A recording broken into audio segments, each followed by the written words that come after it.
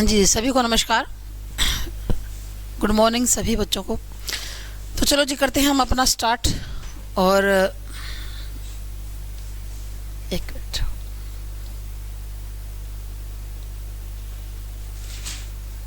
चलो जी, हमारा जो टॉपिक है वो भाषा परिचय का चल रहा है। कल हमने ये टॉपिक स्टार्ट किया था और आज इसको करते हैं जी कंप्लीट। कल हमने इसके अंदर बात की थी किसके बारे में, कि राष्ट्रभाषा के बारे में, राजभाषा के बारे में और भाषा परिवार के बारे में बात की थी, भाषा के रूपों के बारे के अंदर बात की थी।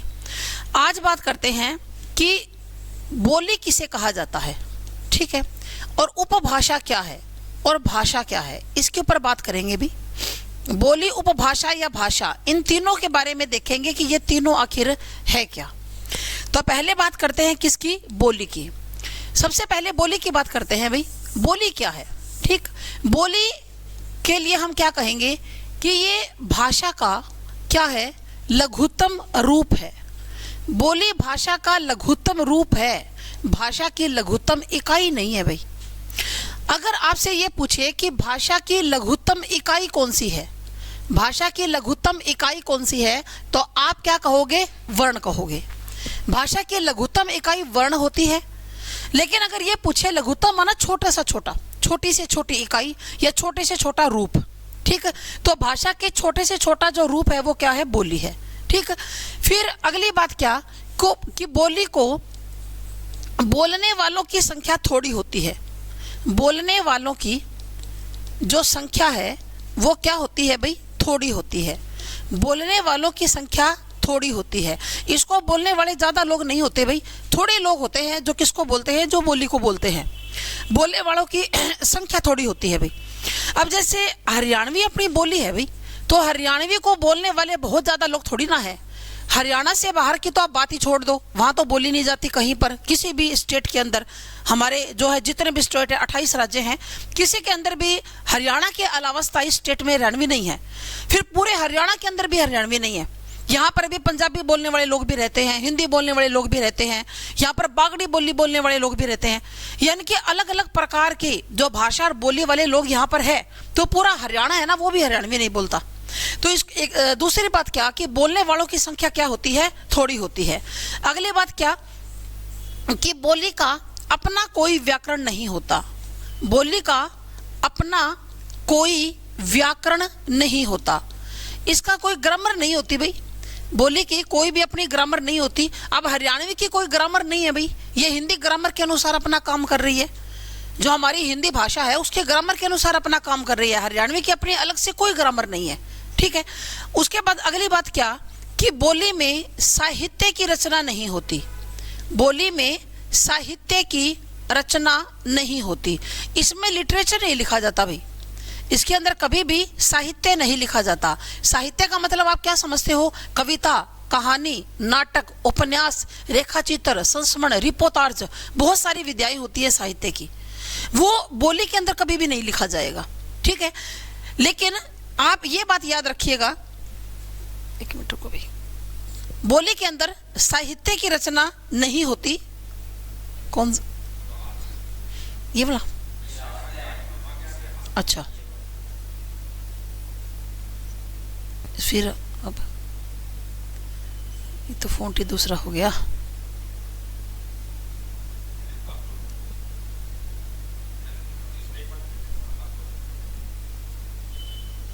चलो जी, ठीक है। इसके अंदर साहित्य की रचना नहीं होती, लेकिन लौकिक साहित्य लिखा जा सकता है। लेकिन जो लौकिक साहित्य है वो लिखा जा सकता है। लौकिक साहित्य का मतलब जैसे आप स्कूल के अंदर फंक्शन देखते हो या आप कॉलेजेस के अंदर फंक्शन देखते हो, कोई हरियाणवी के अंदर कोई नाटक प्रस्तुत किया जाता है मंच के ऊपर, कोई हरियाणवी के अंदर कोई कविता बोल देता है, कोई हरियाणवी में कोई कहानी सुना देता है हरियाणवी बोली के अंदर। तो फिर आप कहोगे मैडम आप तो बोल रहे थे कि लिटरेचर लिखा ही नहीं जाएगा, फिर ये क्या है जो स्कूलों के अंदर कॉलेजेस के अंदर जो होता है, तो वो लौकिक साहित्य होता है, उसकी साहित्य जगत में कोई वैल्यू नहीं है। अब जैसे ये मुंशी प्रेमचंद का गोदान है, गबन है, या फिर साकेत उपन्यास है, जितने भी है, कमायनी है, इनका साहित्य जगत के अंदर इनकी वैल्यू है। लेकिन जो लौकिक साहित्य होता है ना, वो केवल या तो मनोरंजन के लिए लिखा जाएगा या लोगों के लिए कोई शिक्षा देने के लिए लिखा जाएगा। जैसे बेरोजगारी पर कोई नाटक बना दिया और मंच के ऊपर उसको प्ले कर दिया, ये प्रस्तुत कर दिया, तो वो केवल एक लोगों को शिक्षा देने के लिए, एक संदेश देने के लिए कि इतनी बेरोजगारी है। साहित्य जगत में उसकी कोई वैल्यू नहीं है। लेकिन इसका एक अपवाद है जो कई बार एग्जाम के अंदर भी आता है, हिंदी अपवादों से भरी हुई है। अगर आपसे ये पूछ ले कि खड़ी बोली का पहला उपन्यास बताओ कौन सा है, खड़ी बोली का पहला उपन्यास, ठीक है, तो वो कौन सा है भाई? झाड़ू फिरी। ये एग्जाम में कई बार ये प्रश्न आ चुका है। आपसे ये पूछा जाता है कि खड़ी बोली का पहला उपन्यास बताओ, तो झाड़ू फिरी। फिर इसके लेखक कौन है, लिखने वाले कौन है? इसके लेखक हैं राजा राम शास्त्री जी। इसके लेखक हैं राजा राम शास्त्री, ठीक है। तो ये इसका अपवाद है, अपवाद, ठीक है ना। हिंदी अपवादों से भरी हुई है। अगर आप संधि करोगे तो भी अपवाद मिलेंगे, समास करोगे तो भी अपवाद आपको मिल जाएंगे। हिंदी में बहुत सारे अपवाद होते हैं। हिंदी जो है ना एक टफ लैंग्वेज होती है। अंग्रेजी आसान है, हिंदी मुश्किल है। हिंदी को सीखने में अगर कोई व्यक्ति ऐसा है जिसको ना हिंदी आती ना इंग्लिश आती, हिंदी को सीखने में वो 16 महीने लगा देगा, लेकिन फिर भी उसको ढंग से आएगी नहीं। और अंग्रेजी को 4 महीने में सीखकर परफेक्ट हो जाएगा, क्योंकि अंग्रेजी भाषा आसान है, हिंदी मुश्किल है, ठीक है। तो देखो इसका अपवाद क्या है? खड़ी बोली का पहला उपन्यास क्या है? झाड़ू फिरी। इसके लेखक कौन है? राजा राम शास्त्री जी। बहुत बार एग्जाम में आज तक यह क्वेश्चन रिपीट हुआ है। पूछा क्या जाता है? खड़ी बोली का पहला उपन्यास बताओ, झाड़ू फिरी। या फिर झाड़ू फिरी किसके द्वारा लिखा गया है? राजा राम शास्त्री के द्वारा लिखा गया है। अच्छा, अगर आपसे ये पूछ ले कि खड़ी बोली का पहला कवि कौन है, ये भी पूछ सकता है। खड़ी बोली का पहला कवि कौन है, ये भी इंपॉर्टेंट प्रश्न है, और कई बार ये भी एग्जाम के अंदर आया हुआ है। क्योंकि मैं आपको लिटरेचर के केवल वही प्रश्न बताऊंगी जो एग्जाम के अंदर बहुत बार रिपीट हुए हैं। यूँ तो लिटरेचर, हिंदी लिटरेचर बहुत बड़ा है, अगर एक बार करवाने लग जाए ना तो 6 महीने से पहले तो वो खत्म ही नहीं होता। इतना वास्ट है लिटरेचर। कम से कम 170-180 घंटे लगते हैं, कम से कम बता रही हूँ मैं, हिंदी लिटरेचर को करवाने में। लेकिन आपको मैं वही मेन बात बताऊंगी जो कि एग्जाम के अंदर क्वेश्चन रिपीट होते हैं। लिटरेचर के कई प्रश्न ऐसे हैं जो एग्जाम के अंदर बार बार रिपीट होते हैं। जैसे ये पृथ्वीराज रासो किसकी रचना है? तो चंद बरदाई की। ये क्वेश्चन बहुत बार आज तक रिपीट हुआ है। सबसे प्राचीनतम वेद का नाम बताओ, ऋग्वेद, बहुत बार पूछा गया है, ठीक है।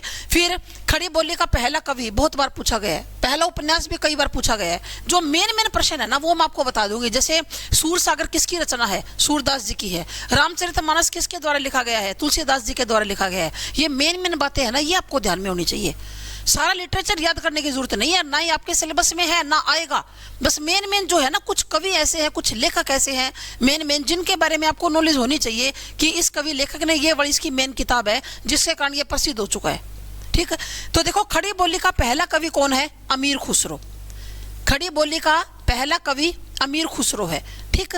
तो ये जो आप कहोगे मैडम ये राजा राम शास्त्री क्यों नहीं है? क्योंकि इसने पहला उपन्यास तो इसी ने लिखा था, इसने पहला उपन्यास लिखा था, लेकिन पहला कवि अमीर खुसरो है। अमीर खुसरो ने कोई उपन्यास नहीं लिखा था, अमीर खुसरो ने कोई भी उपन्यास नहीं लिखा। तो क्या लिखा था इन्होंने? पहेलियां। इन्होंने पहेलियां लिखी थी। इनकी पहेलियां आपने सुनी भी हुई है। एक थाल मोतियों से भरा, सबके सिर पर औंधा धरा, चारों तरफ वह थाल फिरे, मोती उससे एक ना गिरे। अमीर खुसरो की पहेली है। इस तरह की पहेलियां लिखा करते थे। आदमी उदास प्यासा क्यों, गधा उदास क्यों, ये भी एक पहेली है। गधा उदास क्यों, आदमी प्यासा क्यों, दोनों का एक ही मतलब है, लोटा ना था। भाई आदमी के पास लोटा नहीं था, लोटे में पानी पिएगा इसलिए उदास है क्योंकि प्यासा है। गधा इसलिए उदास है, लोटा, गधा कब खुश होता है? जब वो मिट्टी के अंदर गलेटियां मारता है। वो भी लोटा नहीं था मिट्टी के अंदर। तो इस तरह की जो पहेलियां हैं वो लिखने वाले कौन थे? अमीर खुसरो थे, ठीक है। तो ये पहेलियां लिखा करते थे। अमीर खुसरो के एक जो है, एक मिनट, ये क्या, अमीर खुसरो के जो गुरु थे, अमीर खुसरो के जो गुरु थे, गुरु का नाम क्या था? हजरत निजामुद्दीन औलिया। हजरत निजामुद्दीन औलिया, ये बहुत मतलब आप यूँ कह सकते हैं पहुंचे हुए आदमी थे ये, हजरत निजामुद्दीन औलिया। ये मैंने आपको क्यों बताया? क्योंकि गुरु के पास रहकर इन्होंने सितार का व तबला का आविष्कार किया था। सितार व तबला का क्या किया था? आविष्कार। सितार व तबला के आविष्कारक कौन है? ये है जी अमीर खुसरो। एग्जाम में कई बार प्रश्न आ चुका है इनके। एक एग्जाम में तो इनके गुरु का नाम भी पूछा था कि हजरत निजामुद्दीन औलिया किसके गुरु थे? अमीर खुसरो के गुरु थे। सितार जो और तबला जो म्यूजिकल इंस्ट्रूमेंट होते हैं ना, जो आज भी बजाए जाते हैं, इनके आविष्कार करने वाले अमीर खुसरो हैं। इन दोनों को अमीर खुसरो ने बनाया था, सितार को और तबला को। इनके गुरु थे हजरत निजामुद्दीन औलिया, ये इनके शिष्य थे और ये बहुत मतलब सिद्ध पुरुष थे, ठीक है। और खड़ी बोली के ये पहले कवि हैं और ये क्या लिखा करते थे? पहेलियां। बस इतनी बात याद रखनी है। हमारी बात चल रही थी बोली के ऊपर। बोली के ऊपर आपको ये सारी बातें मैंने बताई कि बोली जो है वो भाषा का छोटे से छोटा रूप है। दूसरी बात क्या बताई कि बोली को बोलने वालों की संख्या थोड़ी होती है, ज्यादा लोग बोली को नहीं बोलते। तीसरी बात, इसका अपना कोई व्याकरण नहीं होता। और चौथी बात, इसमें लिटरेचर नहीं लिखा जाता। ये कुछ अपवाद हैं, बाकी इसके अंदर लिटरेचर नहीं लिखा जाता। फिर कोई भी बोली हो अगर उसको बोलने वालों की संख्या ज्यादा हो जाए, जैसे हरियाणवी हमारी बोली है, कल को हो सकता है इसको बोलने वालों की संख्या ज्यादा हो जाए, भाई ज्यादा लोग इसको पसंद करने लग जाए, ज्यादा लोग बोलने लग जाए, तो फिर ये हमेशा बोली थोड़ी ना रहेगी। इसका भी कद बढ़ेगा, इसका ओहदा बढ़ेगा। ये क्या बन जाएगी? उपभाषा बन जाएगी। ये हमेशा बोली नहीं रहेगी, ये उपभाषा बन जाएगी। नेक्स्ट पेज, ये वाला। हाँ जी, तो बोली किसके अंदर बदल जाएगी? उपभाषा के अंदर बदल जाएगी। बोली उपभाषा में कन्वर्ट हो जाएगी। उप का मतलब क्या होता है? समीप। उप क्या है? एक उपसर्ग है। उप क्या है भाई? एक उपसर्ग है। इसका मतलब हम ज्यादातर समीप से लेते हैं। जैसे बोलते हैं ना उपवन, वन के जो समीप है। उपवन किसको बोलते हैं? बगीचे को। वन तो बड़ा होता है, बगीचा छोटा है, तो हम उपवन बोल देते हैं, ठीक है। या बोलते हो कि मुख्यमंत्री और उप मुख्यमंत्री। मुख्यमंत्री के बिल्कुल समीप वाला व्यक्ति, जैसे दुष्यंत चौटाला है तो उप मुख्यमंत्री है, क्योंकि उस पोस्ट के बिल्कुल समीप वाले व्यक्ति हैं आज के टाइम पर। और उस पोस्ट के जितने समीप और करीब कोई भी नहीं है मुख्यमंत्री की पोस्ट के, जितने करीब दुष्यंत चौटाला जी हैं, क्योंकि उप का मतलब ही समीप होता है। तो उपभाषा किसको बोलते हैं? कि उपभाषा का जो रूप होता है ये बोली से बड़ा होता है। या आप यूं कह सकते हो कि बोलने वालों की संख्या ज्यादा हो जाती है। बोलने वालों की जो संख्या है वो क्या हो जाती है? ज्यादा हो जाती है। ज्यादा लोग इसको बोलते हैं, बोलने वालों की संख्या ज्यादा हो जाती है। एक बात तो ये है। दूसरी बात क्या कि व्याकरण का निर्माण शुरू हो जाता है। व्याकरण का जो निर्माण है, व्याकरण बनना शुरू हो जाता है।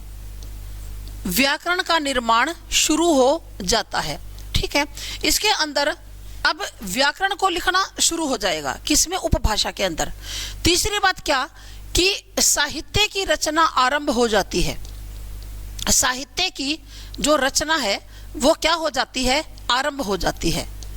साहित्य की रचना आरंभ हो जाती है, यानी कि इसके अंदर जो कवि और लेखक है ना, कोई छोटा मोटा कोई कहानी लिख दी, कोई नाटक लिख दिया, कोई छोटी मोटी चीजें लिखने स्टार्ट कर देते हैं कवि और लेखक लोग। तो साहित्य की रचना क्या हो जाती है? आरंभ हो जाती है किसके अंदर? उपभाषा में। फिर उपभाषा ही क्या बनती है? भाषा बनती है। अब जैसे राजस्थानी क्या है? राजस्थानी आज के टाइम पर हमारी क्या है? उपभाषा है। लेकिन इसको भाषा का दर्जा दिए जाने पर बड़े जोर शोर से काफी टाइम से विचार चल रहा है कि इसको भाषा बना दिया जाए। अब जो बिहारी है ना, बिहारी, वो भी हमारी उपभाषा है। बिहारी को भी भाषा का दर्जा दिए जाने पर विचार चल रहा है कि बिहारी को भी बना दिया जाए, राजस्थानी को भी बना दिया जाए। क्यों? क्योंकि देखो भाई, दिसंबर 2003 के बाद कोई भी नई भाषा नहीं जुड़ी। लास्ट में दिसंबर 2003 के अंदर 4 जुड़ी थी, बोडो, डोगरी, मैथिली, संथाली। उसके बाद आज तक कोई नई भाषा नहीं जुड़ी। 20 साल हो गए, कोई भी नई भाषा नहीं जुड़ी। लेकिन अब काफी जोर शोर से विचार चल रहा है काफी समय से कि राजस्थानी को भाषा बना दिया जाए, और बिहारी के ऊपर भी विचार चल रहा है। इन फ्यूचर कभी भी भाषा के बारे में संशोधन होगा ना संविधान के अंदर, तो हो सकता है इन दोनों को जोड़ दे, राजस्थानी को भी भाषा बना दे। अब तो 22 है ना, फिर संख्या बढ़ जाएगी। अब देखो, एक को जोड़ते हैं, 2 को जोड़ते हैं, वो तो भविष्य की बात है, क्या करते हैं क्या नहीं। बाकी इन दोनों के ऊपर विचार चल रहा है, ठीक। उसके बाद जो उपभाषा है ये किस में बदल जाती है? उपभाषा भाषा में कन्वर्ट हो जाती है। कोई भी उपभाषा हो, उसको बोलने वालों की संख्या ज्यादा हो जाए तो वो किस में बदल जाती है? भाषा में बदल जाती है। अब जो राजस्थानी है, इसको बोलने वालों की संख्या क्या है? बहुत ज्यादा हो चुकी है, क्योंकि राजस्थान का एरिया वैसे भी क्षेत्रफल की दृष्टि से भी सबसे बड़ा है, ठीक है ना, और जो वहां बोली जाती है ना राजस्थानी, उसको बोलने वाले बहुत सारे लोग हैं, ठीक। तो भाषा किसको बोलते हैं? पहली बात क्या कि बोलने वालों की संख्या बहुत ज्यादा हो जाती है, बोलने वालों की जो संख्या है वो बहुत ज्यादा हो जाती है, ज्यादा लोग इसको बोलते हैं, बहुत ज्यादा हो जाती है, जैसे राजस्थानी को बोलने वाले बहुत लोग हैं। दूसरी बात क्या कि व्याकरण का निर्माण पूरा हो जाता है, व्याकरण का जो निर्माण है वो पूरा हो जाता है। राजस्थानी का व्याकरण बनकर तैयार है, जो राजस्थानी उपभाषा है उसका व्याकरण बनकर बिल्कुल तैयार है एकदम। तीसरी बात क्या कि ज्यादा मात्रा में साहित्य रचा जाता है, ज्यादा मात्रा में साहित्य रचा जाता है, साहित्य रचा जाता है, साहित्य की रचना ज्यादा मात्रा में होती है भाई, यानी कि उससे सारी चीजें बढ़ गई, बोलने वालों की संख्या भी बढ़ गई, व्याकरण का निर्माण वहां शुरू हुआ था यहाँ पूरा हो जाता है, ठीक है। यहाँ ज्यादा मात्रा में क्या रचा जाता है? साहित्य रचा जाता है, ठीक है। आपने एसएससी इसमें जीडी के अंदर इंग्लिश ले रखा है क्या, और किसी से कर रहे हो? अच्छा, ठीक है भाई, क्लियर बात। तो ज्यादा मात्रा में साहित्य रचा जाता है, यह भाषा की क्या होती है? खासियत होती है। अब देखो बात करते हैं कि भाषा जो है वो भी कन्वर्ट हो जाती है किसके अंदर? मानक भाषा में। भाषा भी बदलती है, किस में? मानक भाषा में बदल जाती है, मानक भाषा में। ये मानक भाषा क्या होती है भाई? जिसको आप स्टैंडर्ड लैंग्वेज बोलते हो, ये मानक भाषा क्या है? जिसको आप क्या बोलते हो? स्टैंडर्ड लैंग्वेज बोलते हो, मानक भाषा। अगर तीन खासियत हो, तीन विशेषताएं हो तो कोई भी भाषा मानक भाषा बन जाती है। विशेषता होनी चाहिए जी तीन। आप कहोगे कौन कौन सी? पहली विशेषता, क्योंकि हिंदी जो है ना, हिंदी हमारी मानक भाषा है। क्या सारी भाषाएं मानक बन जाती है? नहीं, सारी भाषाएं मानक नहीं होती, हिंदी हमारी मानक भाषा है। आप कहोगे क्यों है जी, क्यों है मानक भाषा? मानक भाषा वाला जो क्वेश्चन है आपने 10th क्लास तक बहुत बार याद किया है। अगर किसी को याद हो तो आप यूं याद करते थे कि भाषा के शुद्ध रूप को मानक भाषा कहते हैं। भाषा का शुद्ध व परिनिश्चित रूप क्या कहलाता है? मानक भाषा कहलाता है। याद आया कुछ? ये भाषा का शुद्ध रूप होता है। तो इसकी तीन खासियत होती है किसी भी भाषा के अंदर। अगर तीन खासियत हो ना तो वो मानक भाषा बन जाती है। पहली खासियत कि जिस भाषा का प्रयोग ज्यादा से ज्यादा रेडियो में हो, टीवी में हो और समाचार पत्रों में हो। हमारी हिंदी का प्रयोग ज्यादा से ज्यादा होता है रेडियो के अंदर। रेडियो में प्रोग्राम प्रसारित किए जाते हैं सबसे ज्यादा हिंदी में। ऐसी बात नहीं है कोई पंजाबी में प्रोग्राम नहीं आता या गुजराती में नहीं आता, आता होगा, लेकिन मैक्सिमम हिंदी में है। आपका जो टीवी है, मान लो आपके टीवी में तो 1000 चैनल लगते हैं आजकल, तो 1000, 1200, 1300 बहुत चैनल लगते हैं। तो उसमें आप यूं मान सकते हो कि दूसरे भाषा के 100 चैनल हो सकते हैं हद से हद, बाकी सारे हिंदी के चैनल मिलेंगे टोटल आपको। समाचार पत्र जो प्रकाशित होते हैं भारत के अंदर मैक्सिमम हिंदी में निकलते हैं, और भाषा में भी निकलते हैं, पंजाबी का भी आता है, गुजराती का, मराठी का, तेलुगु का, सभी का आता है, पर मैक्सिमम की बात हो रही है यहाँ पर। ज्यादातर हिंदी के समाचार पत्र भारत के अंदर निकलते हैं। फिर एक तो खासियत ये हो गई, एक पहले बता दी थी कि भाषा का बिल्कुल शुद्ध रूप व्याकरण से बंधा हुआ होता है। तीसरी खासियत क्या? दो तो हो गई। तीसरी खासियत क्या कि जिस भाषा का प्रयोग इंटरनेशनल लेवल तक भी हो। हमारी हिंदी का प्रयोग इंटरनेशनल लेवल तक भी होता है, अंतरराष्ट्रीय स्तर तक। अमेरिका में, कनाडा में, त्रिनिडाद में, फिजी में, मॉरिशस में, इंडोनेशिया में हिंदी बोलने वालों की संख्या बहुत ज्यादा है। वहां के स्कूलों के अंदर हिंदी पढ़ाई जाती है। जैसे यहाँ पर फॉरेन लैंग्वेज पढ़ाई जाती है ना, कई फॉरेन लैंग्वेज ऐसी है जो कोई बड़े बड़े स्कूल है उनमें पढ़ाई जाती है। सभी स्कूलों में तो नहीं है, भी लोकल स्कूलों में नहीं है, लेकिन कुछ बड़े बड़े स्कूल ऐसे हैं जहाँ पर बच्चों को फॉरेन लैंग्वेज भी सिखाई जा रही है आजकल। तो वहाँ के स्कूलों के अंदर हिंदी पढ़ाई जाती है। वहाँ की लाइब्रेरीज में हमारी किताबें हैं, वहाँ हिंदी बोलने वाले बहुत ज्यादा लोग हैं। तो इसका प्रयोग इंटरनेशनल लेवल तक भी होता है। और एक प्रश्न तो कई बार आता है कि संयुक्त राष्ट्र अधिवेशन में सबसे पहले हिंदी में भाषण देने वाले कौन थे? अटल बिहारी वाजपेयी जी सबसे पहले संयुक्त राष्ट्र अधिवेशन में हिंदी में बोले थे। अटल बिहारी वाजपेयी ने सबसे पहले संयुक्त राष्ट्र अधिवेशन में हिंदी के अंदर क्या की थी? बात की थी। यह प्रश्न तो कई बार आता है, ठीक है। तो अगर किसी भाषा में ये तीन विशेषताएं हो तो वो क्या बन जाती है? वो मानक भाषा बन जाती है। क्या? पहली तो हो गई कि भाषा का बिल्कुल शुद्ध रूप है और व्याकरण से बंधा हुआ है, ठीक है। दूसरी वही कि रेडियो में, समाचार पत्रों में और टीवी में सबसे ज्यादा प्रयोग हो रही है। तीसरी बात, इंटरनेशनल लेवल तक भी जिसका यूज होता है। ठीक है। अब देखो बात करते हैं हमारी हिंदी के अंदर कितनी तो उपभाषाएं हैं, कितनी बोलियां हैं। हिंदी तो हमारी एक भाषा है, ये तो एक लैंग्वेज है, ये तो एक भाषा है। हमारी हिंदी भाषा में 5 क्या है, उपभाषाएं हैं। ये जो मैंने 5 जो लाइनें लगाई, ये उपभाषाएं हैं। कौन कौन सी अभी लिखेंगे। और इन उपभाषाओं में, इन 5 उपभाषाओं में लगभग 17 क्या है, बोलियां हैं। 17 यहाँ पर बोलियां हैं। ठीक है। 5 तो उपभाषाएं हैं और 17 क्या है भाई, बोलियां हैं। हमारी हिंदी में 5 उपभाषाएं और 17 क्या है, बोलियां हैं। अभी इनको लिखते हैं भाई। यहां तो लिखेंगे क्या, उपभाषा। यहां पर तो लिखेंगे उपभाषा और यहां पर क्या लिखेंगे, बोलियां। यहां पर लिखेंगे बोलियां। मोस्ट इंपोर्टेंट ये बात है जो अभी मैं आपको बता रही हूं। हमारी हिंदी में उपभाषाएं कितनी है जी, 5। और उन 5 उपभाषाओं में कितनी बोलियां आती हैं, 17। हिंदी एक भाषा है, हिंदी में 5 उपभाषाएं और उन 5 उपभाषाओं में 17 बोलियां हैं। ठीक है। तो पहली उपभाषा कौन सी है, पहली है जी राजस्थानी हिंदी। पहली जो उपभाषा है वो है राजस्थानी हिंदी। राजस्थानी हिंदी। ठीक है। राजस्थानी हिंदी के अंदर कितनी बोलियां आती हैं, 4 आती हैं। राजस्थानी हिंदी के अंदर बोलियां कितनी आती हैं भाई, 4 आती हैं। कौन कौन सी, एक तो आती है जयपुरी, एक तो आती है जयपुरी, और जयपुरी का एक और नाम भी है, और वो क्या, ढूंढानी। जयपुरी को ढूंढानी भी बोलते हैं, जयपुरी को ढूंढानी भी बोलते हैं।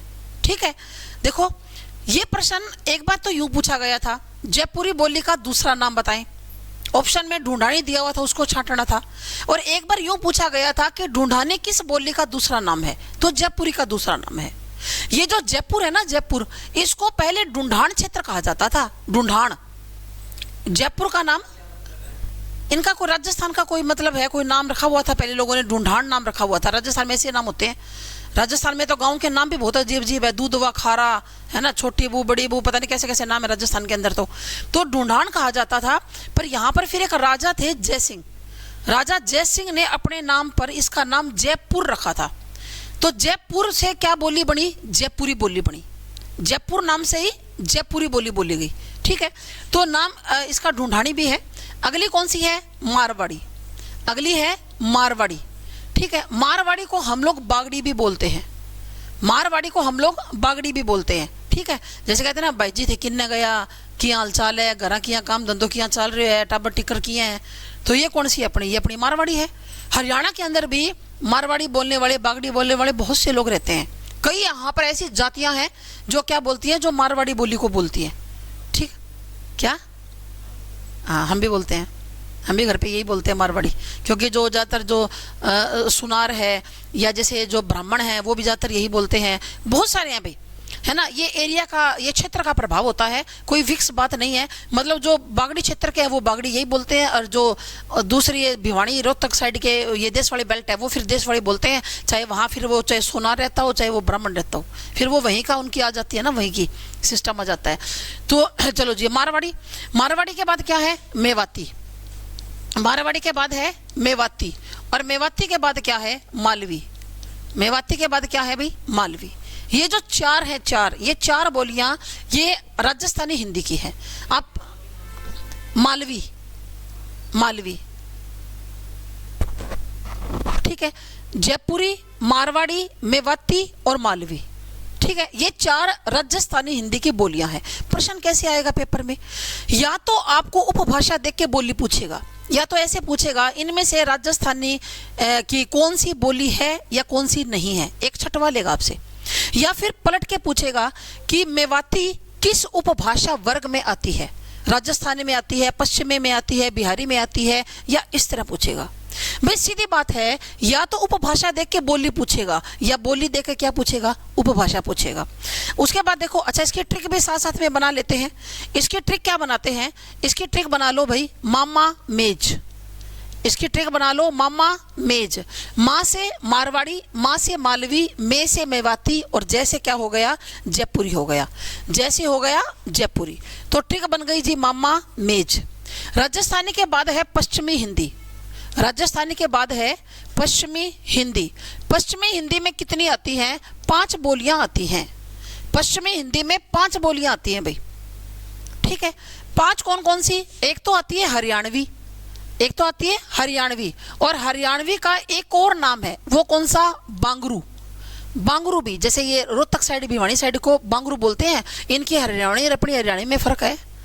ये अजीब तरह से बोलते हैं, इनकी हरियाणवी तो बिल्कुल जैसे आप कहते हैं ना लठ मार बोली है उनकी, तो हरियाणवी को बांगरू भी कहा जाता है।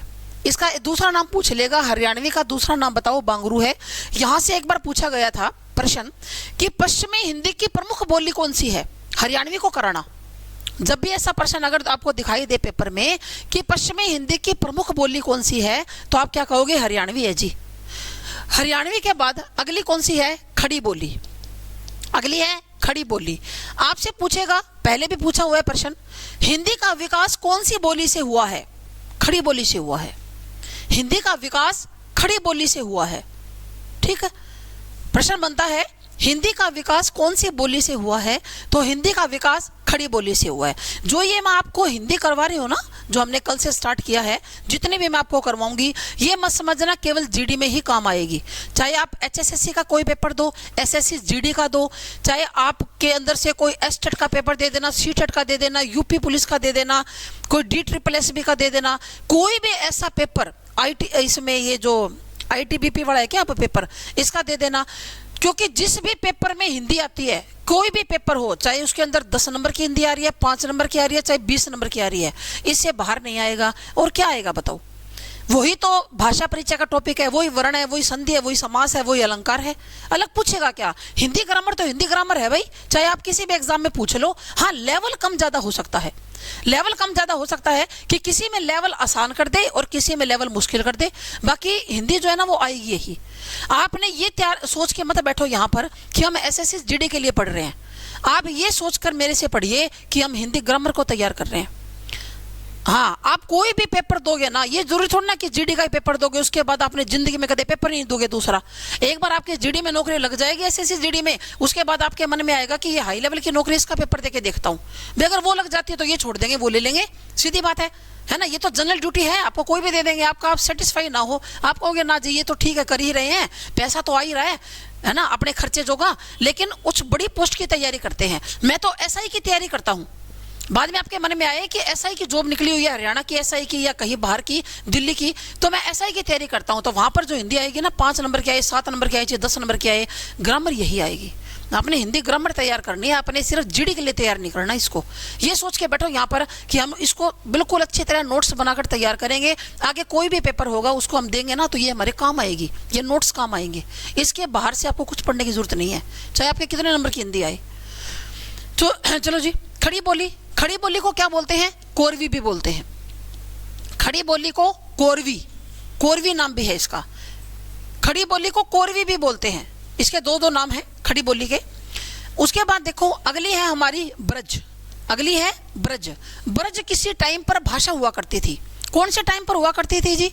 जब हाँ सूरदास जी लिखा करते थे, ठीक है ना, सूरदास जी लिखा करते थे। और उस टाइम पर ये क्या हुआ करती थी? ये भाषा हुआ करती थी, पर आज नहीं है। टाइम के अकॉर्डिंग ये चेंज हो चुकी है, आज ये बोली में गिनी जाती है ब्रज, ठीक है। फिर देखो जो ये ब्रज है ना, ब्रज, आपसे अगर यूं पूछ ले कि जो सूर सागर है, सूर सागर है, वो कौन सी भाषा में लिखा हुआ है, तो आप क्या कहोगे? ब्रज भाषा में लिखा हुआ है। सूर सागर क्या है? किताब का नाम है। सूर सागर एक किताब का नाम है, और इस किताब को लिखने वाले कौन है? सूरदास जी हैं। इस किताब को लिखने वाले कौन है भाई? सूरदास जी हैं। सूर सागर एक किताब का नाम है, और बहुत बार ये प्रश्न आता है, मोस्ट इंपोर्टेंट क्वेश्चन है ये बहुत बार पूछा गया आज तक। सूर सागर किसकी रचना है? बार बार आता है एग्जाम में। सूर सागर सूरदास जी की रचना है।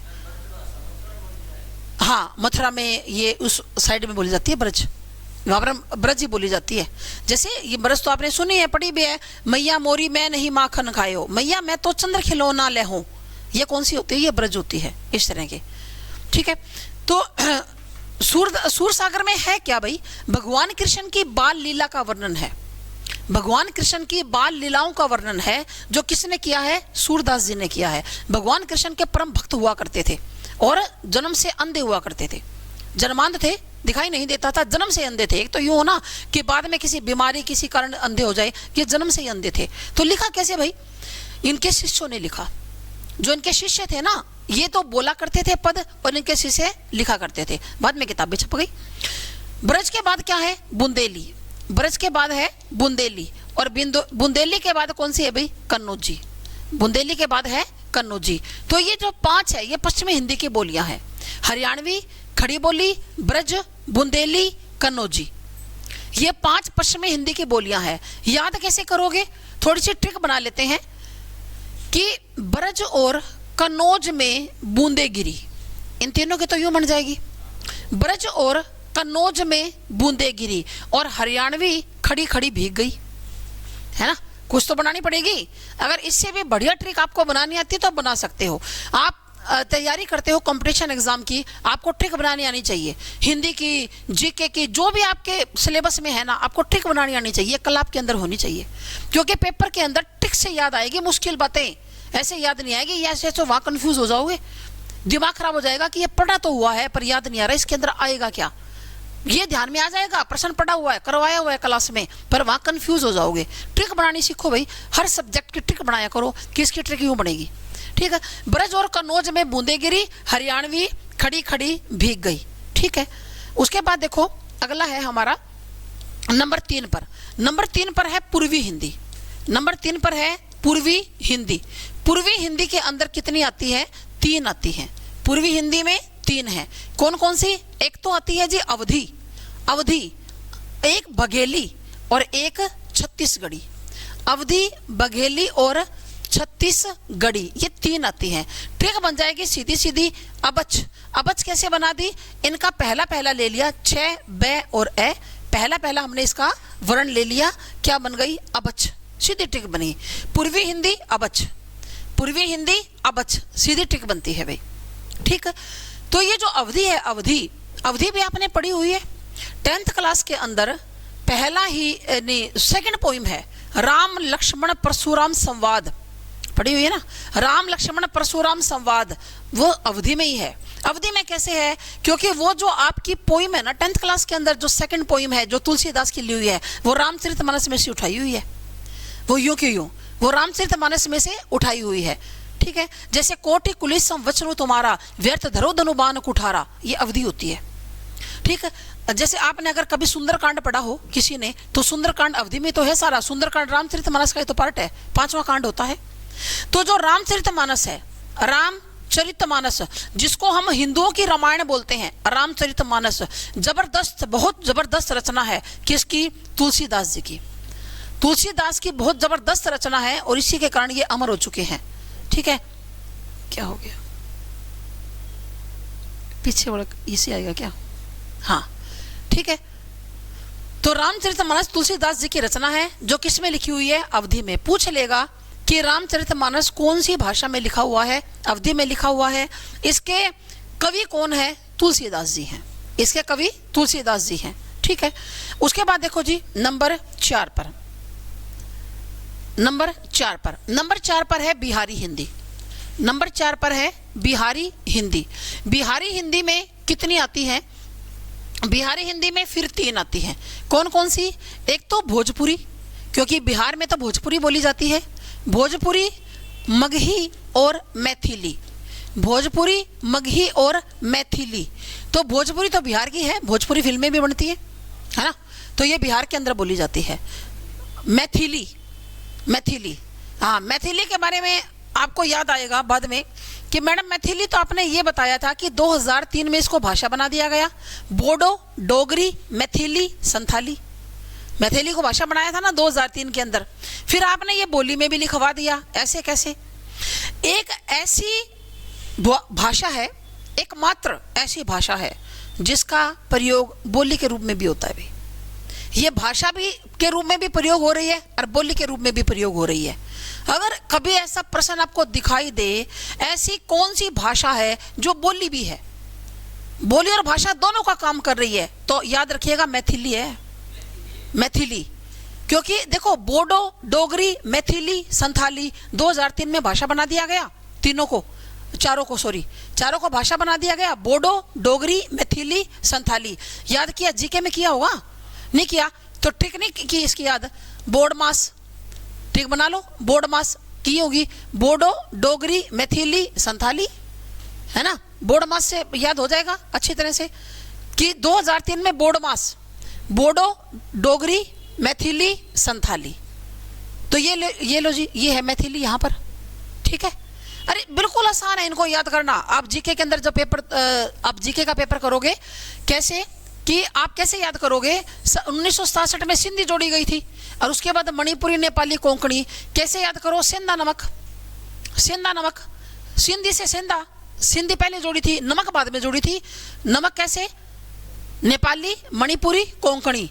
और तीसरे नंबर पर बोडोमास। इतनी तो बात है, सारी याद, 8 के 8 याद, कब कब जुड़ी थी, किस लाइन में जुड़ी थी, है ना। सेंधा नमक, बोडोमास।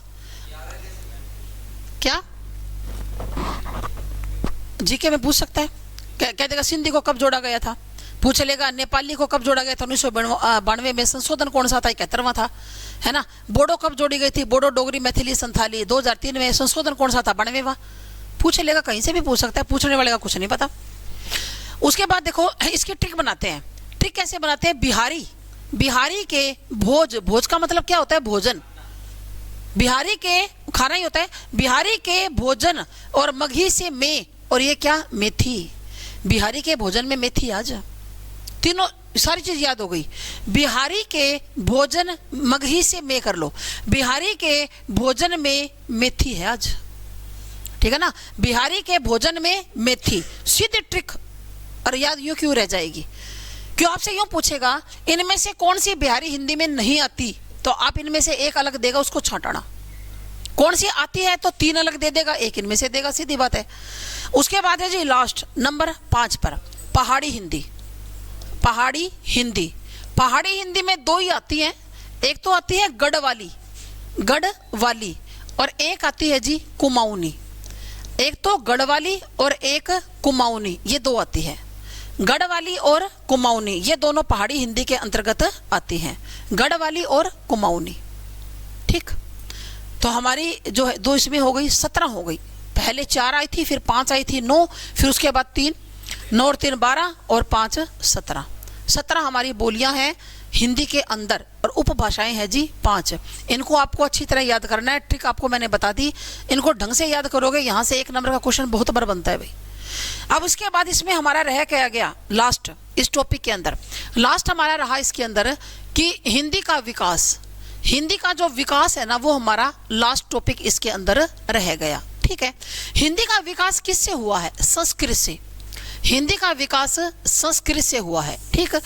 ये जो संस्कृत है ये भी 2 प्रकार की थी। संस्कृत भी 2 प्रकार की थी। एक तो थी जी वैदिक संस्कृत, एक तो थी वैदिक संस्कृत, और दूसरी कौन सी थी? लौकिक संस्कृत।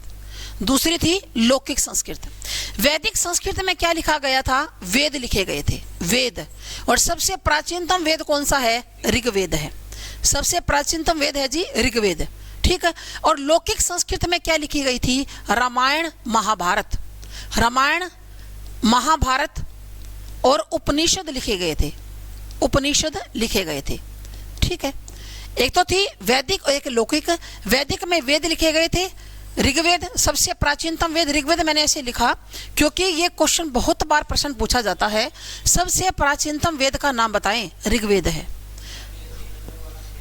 उपनिषद, रामायण, महाभारत, उपनिषद लिखे गए थे लौकिक संस्कृत में। वैदिक में वेद लिखे गए थे। सबसे पुराना वेद कौन सा है? ऋग्वेद है। वेद 4 होते हैं, आप सबको पता है, बहुत बार आपने पढ़ा हुआ है। ऋग्वेद, सामवेद, यजुर्वेद, अथर्ववेद, ये हमारे 4 क्या है? वेद है।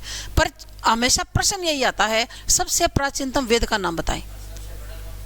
ऋग्वेद ही है, हाँ, सबसे प्राचीन, सबसे बड़ा। और इसकी रचना ऐसी मानी जाती है खुद स्वयं ब्रह्मा जी ने की थी। इसकी रचना किसी आम इंसान ने, ऋषि मुनि ने इसकी रचना नहीं की थी। इसकी रचना खुद ब्रह्मा जी ने लिखा था, ये ऋग्वेद।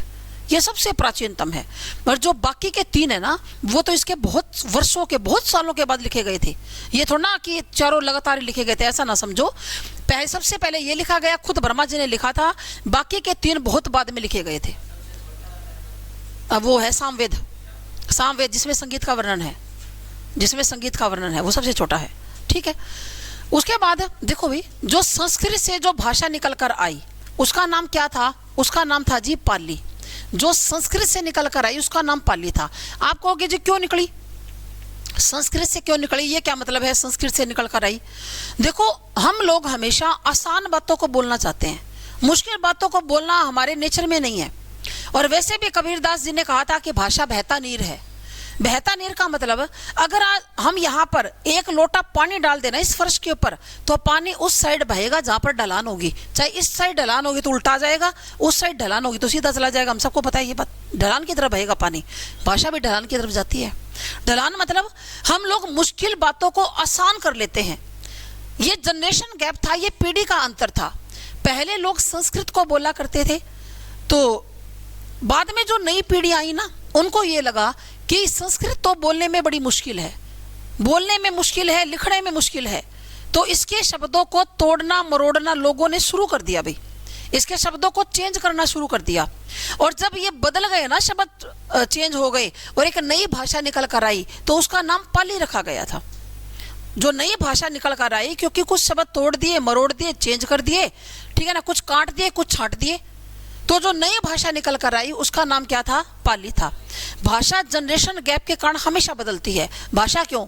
हमारे परंपराएं हैं, रीति रिवाज है, वो सब बदलते हैं। कहते हैं ना बुजुर्ग लोग, भाई हम तो ऐसा नहीं करते थे, आज के तो बच्चे ऐसे करते हैं, आजकल के लोग तो ऐसा करते हैं, क्योंकि जनरेशन गैप है, हमेशा रहेगा, कभी भी नहीं ये जनरेशन गैप भरेगा। आज अपनी जान में आप सारे भाई बहुत मॉडर्न हो, आप सारे यंग हो, यंग बच्चे हो, लेकिन जब आपके बच्चे आपके जितने होंगे ना, तो वो आपके मुंह पे कहेंगे कि आपको क्या पता, आप तो पुराने जमाने के हो, है ना, आप भी पुराने जमाने के होंगे, है ना। लेकिन ये जनरेशन गैप, ये आपको भी झेलना पड़ेगा, जो आज आपके पेरेंट्स झेल रहे हैं। आप भी तो बोल देते हो कई बात के ऊपर, नहीं ऐसा नहीं होता मम्मी, आप तो पुराने जमाने की बात कर रहे हो, ऐसे थोड़ा ना होता आजकल। आजकल तो यूँ होता है, क्योंकि आपकी नज़र में वो पुराने जमाने के हैं, तो आप भी पुराने जमाने के होंगे, है ना। ठहरो अभी कुछ साल, आपको भी आपके मुँह पे कहा जाएगा कि आप पुराने जमाने के हो, है ना। जनरेशन गैप है, हमेशा रहेगा, कभी भी नहीं भरेगा, है ना। हर चीज प्रभावित होती है जब नई जनरेशन आती है। तो ये जनरेशन गैप था। संस्कृत बोली जाती थी, बाद में कौन सी आ गई? पाली आ गई। शब्दों को तोड़ दिया, मरोड़ दिया, आसान बना लिया, तो नई भाषा निकल कर आई, वो पाली थी। अच्छा, फिर जो आपका जितना भी ये आपका कौन सा है, एक मिनट दूसरा लेते हैं मार्कर। जितना भी आपका बौद्ध साहित्य है, जितना भी आपका बौद्ध साहित्य है, वो सारा का सारा किस में लिखा हुआ है? पाली में लिखा हुआ है।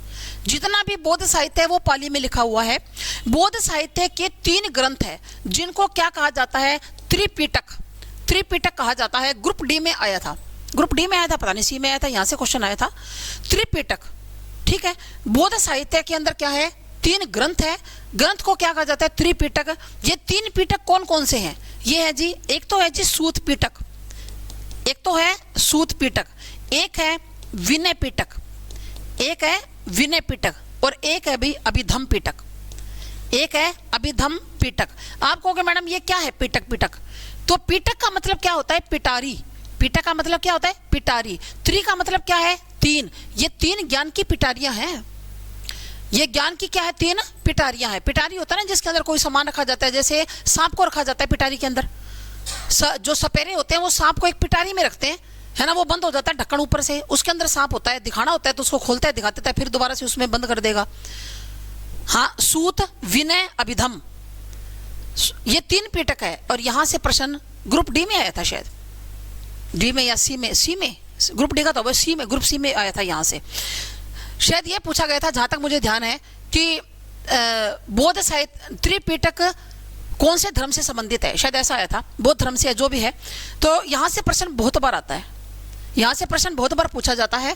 बौद्ध साहित्य के अंदर 3 ज्ञान की पिटारियां हैं, जिनको त्रिपिटक कहा जाता है। 3 कौन कौन से? कभी बाई चांस नाम पूछ ले, सूत, विनय और अभिधम पिटक है। सूत, विनय और अभिधम पिटक है, ठीक है। और सम्राट अशोक के जो जितने भी शिलालेख हैं, ये प्रश्न आपको जीके में पूछ सकता है। शिलालेख, शिला का मतलब क्या होता है? पत्थर। जो पत्थरों पर लिखवाए थे किसने? सम्राट अशोक ने। वो सारे के सारे किसके अंदर है? पाली में है, क्योंकि अशोक बौद्ध धर्म को मानता था। पढ़ा है ना सबने? कलिंग युग के बाद हृदय बदल गया था, बौद्ध धर्म अपना लिया था, और बौद्ध धर्म के उपदेश है वो पत्थरों पर लिखवाए थे। और कौन सी भाषा थी? पाली।